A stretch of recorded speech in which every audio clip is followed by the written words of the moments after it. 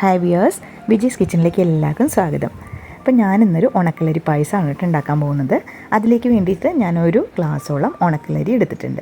അതൊന്ന് ജസ്റ്റ് മിക്സിയിൽ ക്രഷ് ചെയ്തെടുത്തിട്ടുണ്ട് കേട്ടോ. അപ്പോൾ തരിയായിട്ടൊന്ന് പൊടിഞ്ഞ് കിട്ടും. എന്നിട്ട് നന്നായിട്ട് കഴുകിയിട്ട് വെള്ളം ഒഴിച്ച് നന്നായിട്ട് വെച്ചിട്ടുണ്ട്, കുറച്ച് കുതിരാൻ വേണ്ടിയിട്ട്.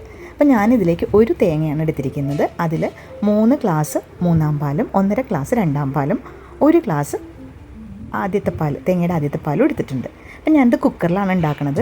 അപ്പോൾ കുക്കറിലേക്ക് ഞാൻ ആ കഴുകി കുതിർത്ത് വെച്ച ഉണക്കലരി ഇട്ട് കൊടുത്തു കേട്ടോ. അതിലേക്ക് ഞാൻ അതായത് മൂന്നാമത്തെ പാൽ, 3 ഗ്ലാസ്സോളം വരുന്ന മൂന്നാമത്തെ പാൽ ഒഴിച്ചു കൊടുക്കുന്നുണ്ട് കേട്ടോ. 1 ഗ്ലാസ് ഉണക്കലരി, 3 ഗ്ലാസ് മൂന്നാം പാൽ. പിന്നെ അതിലേക്ക് ലേശം ഉപ്പ് കൂടി, ഒരു പിഞ്ച് ഉപ്പ് കേട്ടോ, അതും കൂടി ഇട്ട് കൊടുക്കുക. എന്നിട്ട് നന്നായിട്ടൊന്ന് മിക്സ് ചെയ്യണം കേട്ടോ. എന്നിട്ട് കുക്കറിൻ്റെ മൂടി അടച്ചതിന് ശേഷം സിമ്മിൽ വെക്കുക തീ. എന്നിട്ടൊരു 3 വിസിൽ, അപ്പോഴേക്കും അത് നന്നായിട്ട് വെന്ത് കിട്ടും.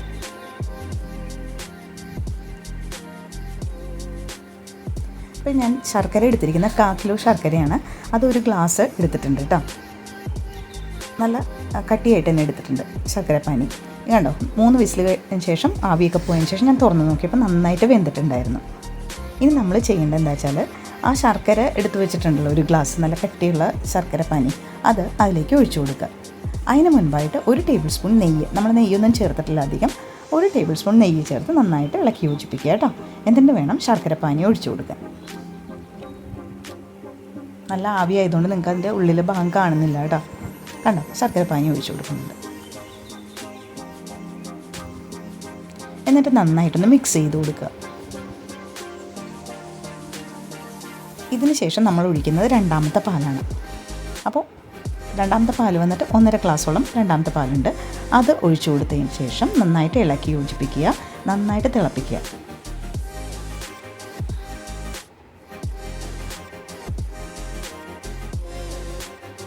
നന്നായിട്ട് തിളപൊട്ടുക, അതായത് നന്നായിട്ട് തിളച്ച് പൊങ്ങുമ്പോഴാണ് നമ്മൾ മൂന്നാമത്തെ പാൽ ഒഴിക്കേണ്ടത്. അപ്പോൾ അതിന് മുമ്പ് നമ്മൾ വറുത്ത് വെച്ചിരിക്കുന്ന കശുവണ്ടിയും കിസ്മിസൊക്കെ അതിലേക്ക് ഇട്ട് കൊടുക്കുക. നെയ്യിൽ ഞാൻ വറുത്ത് കോരി വെച്ചിട്ടുണ്ടായിരുന്നു. അപ്പോൾ നമുക്കത് ആവശ്യാനുസരണം നമുക്ക് എത്രയാണോ ഉള്ളത് അതനുസരിച്ച് ഇട്ട് കൊടുക്കാം. ഇതിലേക്ക് ചിലർ തേങ്ങാക്കൊത്തൊക്കെ നെയ്യിൽ വറുത്തിടും. ഞാൻ അത് ഇട്ടിട്ടില്ല കേട്ടോ. അത് വേണമെങ്കിൽ നിങ്ങൾക്ക് ഇടാം.